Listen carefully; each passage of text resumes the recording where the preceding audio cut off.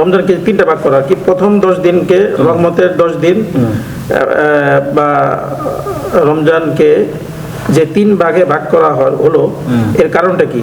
এর কারণ এর কোনো ভিত্তি আছে? আমি বুঝতে পারছি। রহমতের 10 দিন ছাড়া বাকি 20 দিন কি রহমত থাকে না? মানে একবার এই প্রশ্ন করছে আর কি। না, আপনার প্রশ্ন স্পষ্ট, আপনার প্রশ্ন স্পষ্ট। জি। সংক্ষেপে একটা হাদিস শরীফের মধ্যে আছে, যেটা হযরত সালমান ফারসি রাদিয়াল্লাহু তাআলা আনহু থেকে বর্ণিত। সে হাদিসের মধ্যে এই মানে এই বাক্যটা উল্লেখিত আছে যে আউয়ালুহু রাহমা ওয়া আওসাতুহু মাগফিরা ওয়া আখিরুহু ইতকুম মিনান নার। যে রমজানের প্রথম 10 দিন রহমতের দিন, যে মধ্যম 10 দিন মাগফিরাতের দিন, এবং আখিরি 10 দিন জাহান্নাম থেকে আজাদের দিন। মুহাদ্দিসিনে কেরামের মধ্যে সিংহভাগ মুহাদ্দিসিনে কেরাম এই হাদিসকে দুর্বল বলছে, এবং বেশি দুর্বল বলছে।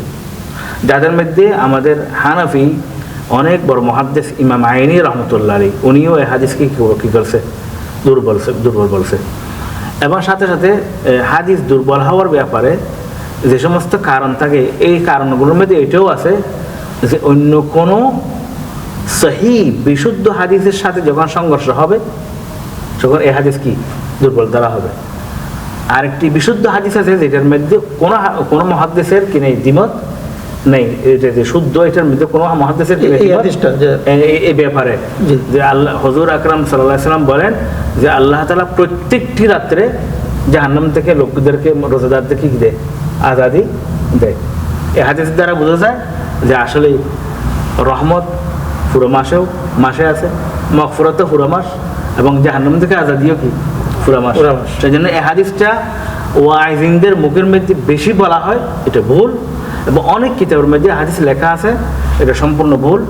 জয়ীফ হাদিস যতটুকু সম্ভব এগুলো বয়ান না করা দরকার, এবং এগুলো নিয়ে ওয়াজ না করা দরকার।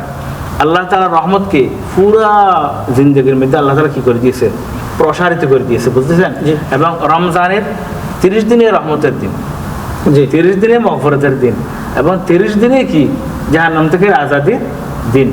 সেজন্য এই হাদিসটা যে দুর্বল, এবং শুধু দুর্বল না, বেশি দুর্বল, যায়িফ জিদ্দান, বেশি দুর্বল হাদিস। এইটাই জাল হাদিস না, এটা বেশি দুর্বল হাদিস। এখানে তো এই আরব কান্ট্রিতে তো এইটা ফাজাইলা ইয়ের মধ্যে তালিম করে।